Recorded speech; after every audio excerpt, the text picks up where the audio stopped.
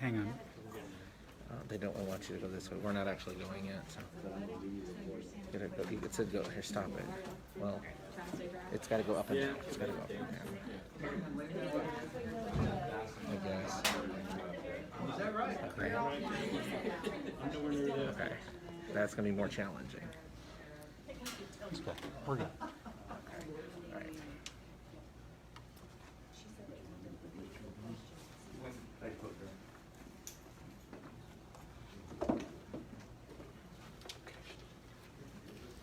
It told us we had to go first. Would you let us know when you receive the questions, because I want to make sure that she is covered. You ready?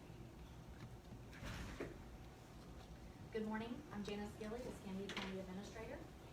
I would like to welcome you all here today. I wish the circumstances were better circumstances under which to have a press conference. I'd like to recognize Escambia County Vice Chairman Commissioner Bender. I'd also like to recognize our Sheriff, David Morgan, and then also with me are Eric Miller and Chief Simmons. We've begun communicating to the community, for months, to know your plan, know your home, and know your zone.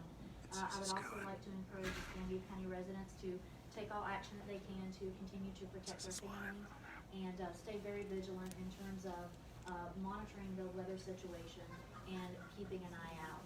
As you all have noticed, this storm has made several different significant changes over the last couple of days, and it's been a little bit of an issue in terms of trying to keep up with this storm. So if you do have questions, we do have a citizens information number, 471-6600. We would also ask you to look on our websites, Escambia County, and then also our Be Ready websites. Our county offices are closed. Our landfill is closed. The services transfer stations are closed. And we will make a decision tomorrow, today, this afternoon, later, about Wednesday. All meetings have been canceled for the county, and the Board of Adjustment has been canceled for tomorrow. We encourage you, as I said, to follow our Be Ready Escambia Facebook page and our Twitter sites as well. Escambia County Emergency Operations Center is at a level 2, and we will be going on 7 a.m. to 7 a.m. Shifts. So we will be here to help monitor the storm and guide you through as we continue to respond. I would like to ask Eric Gilmore to come up and answer any questions, or actually give you an update at this time, and then after that, the sheriff will, and then following that, we will answer any questions or make any comments. Thank you. Good morning, Eric Gilmore, Escambia County Emergency Manager. We've been monitoring Sally when she was in cluster of storms last Friday, and we put strategies in place in case we did have a shift in the storm. And unfortunately, yesterday we had to pull those trigger points that we had been planning for all weekend. But fortunately enough, we had all these trigger points identified and our partners in place, and we were able to successfully do the evacuation of Zone A for Escambia County to include Perdita Key and Pensacola Beach, and also set up our shelter, which is the Pensacola Bay Center. We opened that last night at 8 p.m. For the Bay Center, we have currently 32 people in the Bay Center, and a little bit more operationally. We anticipate Sally making landfall, according to Mobile Weather. We've been in constant contact with Mobile Weather, making landfall late or early Wednesday morning, actually. She's kind of stalled out right now, sitting on top of us. We are concerned about the rain. We did receive new rain values that could potentially have isolated rain values for the next 24, 36 hours to up to 30 inches. So because of those rain values, we have requested 6 additional high water vehicles from the state of Florida that'll be sent in this morning. So we'll have high water vehicle capability. The Sheriff's Office says there are 2 high water vehicles set up ready for us to go as well. And we also have a swift water team that'll be coming in case we need to utilize that. As of now, we're still expecting anywhere from 2 to 4 feet of coastal storm surge. We just went through high tide, our morning high tide cycle. We did have wash over some of the beach roads, and a little higher tide, a little more higher breaks come in than what we normally do. But the beach seems to be sustaining as well. At this time, the 3-mile bridge is closed. We'll report that. Florida Department of Transportation has closed the bridge down due to high wind values, and those wind values are sustained 39 miles an hour, and we've reached those limits. Sheriff's gonna talk about the other, bridges. Tornadoes are possible, so we are now, in Torcon 3. Torcon 3, and we do have a increased risk of tornadoes, so everybody needs to be vigilant. Watch the weather, watch the news, watch media outlets, go to Be Ready Escambia, sign up for our alerts so you know what's going on real time. And I was just told a while ago, we have pulled our fire departments off the 2 beaches to pull them back for protective measures. So we do have our Pensacola Beach Fire Department and our DHT Fire Department pulled back to the mainland. With this big storm, we do expect power lines to be down. We are anticipating possibility of hurricane force winds. As you saw this morning, the storm did go from a Cat 1 to a Cat 2. So we do have the possibility of hurricane force winds building throughout today and deteriorating and are increasing our chances throughout this evening into Wednesday morning early. But we will definitely see sustained tropical storm force winds starting, well, we're starting to see those gusts and starting to get on the verge of that right now. So everybody needs to pay attention. Make sure you're at your safe place. You still got just a small window to get out, go to a friend's house, evacuate, implement your plan that we've been preaching. Know your plan, know your home, and know your zone. So make sure you do those things. If you must be out, we do not recommend you be out. Please proceed with caution and be aware of your surroundings.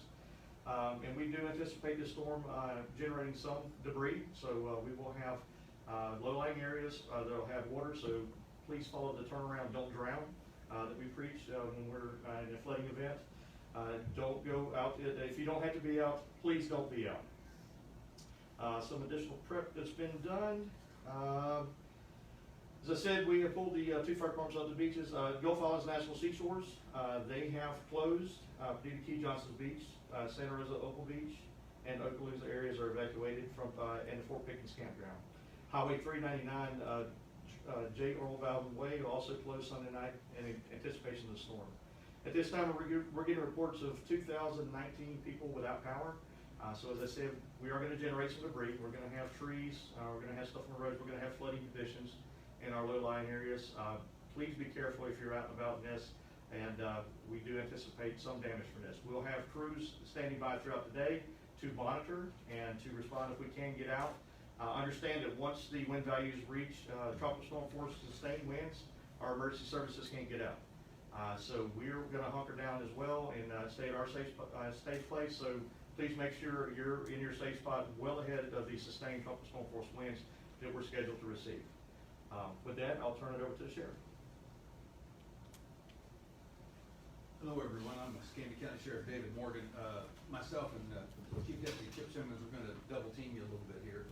I'll talk to some basics of what we want you to do to keep your family and help us in keeping our community safe throughout this storm. As you've heard, we have not seen the worst of this storm. It's yet to get higher winds. We're going to get a tremendous amount of rain. And so for you to practice just basic common sense is going to help us help you get through this impending storm. Chief Simmons will speak to some of the bridge closure and again what we're doing on pre-positioning our resources at the Sheriff's Office. What we're asking you to do is you've just been told, if you have to get out, if you have a medical situation where you have to go, before you leave your home, make sure that you call the attendant facility, meaning the hospital or doctor's office that you'll be going to ensure that they are open. You may in fact make a trip for nothing if you don't call ahead. If you're going out to get supplies, we notice that most of our grocery stores and outlets, they are open today. None of them I'm aware of have been closed as of yet. So for you to actually venture from your home during this time, it must be some sort of necessity. Again, do not be out and about, I want to see where the water's over the road, or I want to do this. If you need help checking on another family member, if they are elderly or homebound, you can call 436-9620. That's the Escambia County Dispatch. We will assist in that checking for those who are homebound, so you do not have to go out in this inclement weather.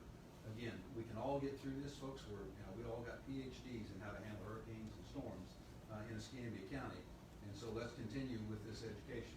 And so what we want you to do is to assist us in the next 24 to 36 hours. It will be passed by then, and then we can hopefully get back to some sort of normalcy. And with that, I'll turn it over to Chief Chip Simmons. He'll talk to some more specifics about law enforcement who are actually in town. Thank you, Sheriff. We continue to respond to calls for service. We anticipate continuing to do this as long as the weather permits. We maintain law enforcement presence on Pensacola Beach and Inner Point, and again, we will continue to do that as long As the sheriff said, there may be a point in the situation where we won't be able to respond to any calls for service. We continue to also work with our law enforcement partners in Baldwin County on the Lillian Bridge, and monitoring that in case that needs to be closed. We are at this point, we are at the Theo Bars Bridge at the base of that. We have deputies there, they're monitoring the conditions at Theo Bars Bridge. We may need to close that shortly, but at this point, we're still monitoring it. The last bridge that I can talk to is the one leading to Pensacola Bridge, which is the Bob Sykes Bridge. And again, we have not yet closed that bridge, but we continue to monitor it. So as just to basically summarize, the 3 Mile Bridge is closed, as you heard from Mr. Gilmore. But the other bridges in Escambia County, we are monitoring and working with our partners and to determine which ones need to be closed and which ones do not need to be closed. And the most important part again is that the members of the Escambia County Sheriff's Office continue to respond to calls for service, to include those at Pensacola Beach and those in Perdido Key. And we'll continue to do so as long as we possibly can. And as the sheriff mentioned, while this may well be more of a rain event for us, there will be standing water, and we encourage you to not get out and sightsee, but we also urge caution, do not drive through standing water. You don't know how deep it is, you don't know if the roadway's been washed out or anything like that. So just stay attuned to the local media. You can get your pictures from there, and we just encourage you to not go out and sightsee. Thank you. So we'll take some questions. The Bay Center, just wondered how we're doing there with volunteers to staff, and do we have enough volunteers to take care of the 30 some odd people that are there? How's that going? So at the Bay Center, we do have enough volunteers. We've got the health department there as well for special needs. We've got it is a pet friendly, so we have some county staff there in conjunction with Red Cross. We've got plenty of staff there to man it. We've got 32. We've got plenty of space available. If anybody wants to take us up on the offer, we're doing good. Jim? Is there any word on the 3 Mile Bridge? There was word this morning that a construction barge had come loose. Do you have any information? Yeah, you know, we got information on that, and Can you repeat the question? yeah, the question is the 3 Mile Bridge being closed, and there was a barge that apparently struck the bridge. We have information on that, but it would be more appropriate that the Florida Department of Transportation speak to that issue. You know, I know Ms. Gillian in the county has been in touch with Senator Broxson. He's working with the FDOT, and so I would defer that question to them, because we're getting bits and pieces, and rather than pass on something inaccurate, let's wait for that information to come from the appropriate agency. How about that? Okay. And Jim, just to reiterate what he said, in conversations with the senator, what we've done is we've requested that FDOT put someone in bed here with us in the EOC. Currently, we don't necessarily have someone, and we have made that official request.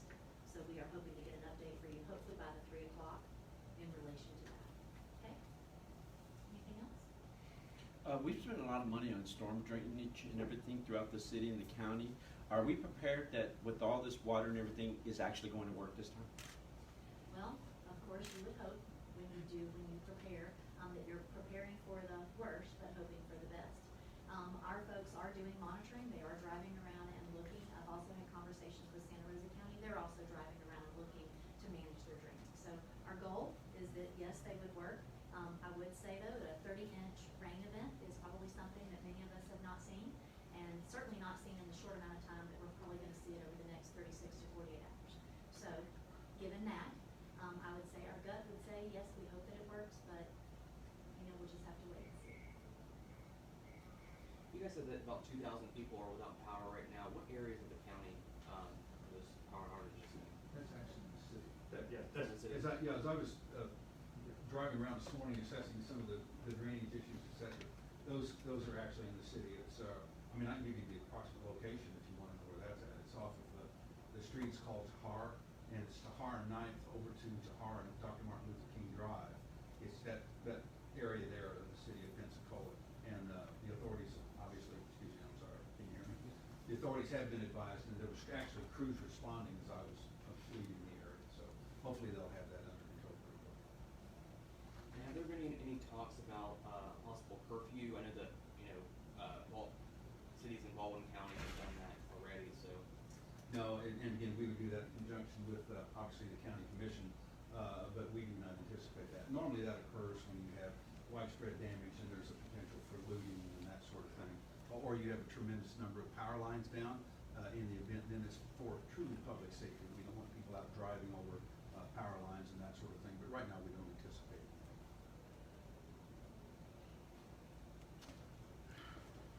All right, well, thank you very much. We'll see you again at 3 p.m. this afternoon.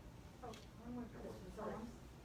Are we seeing any other evacuees coming from Escambia County, coming to Escambia County from other areas?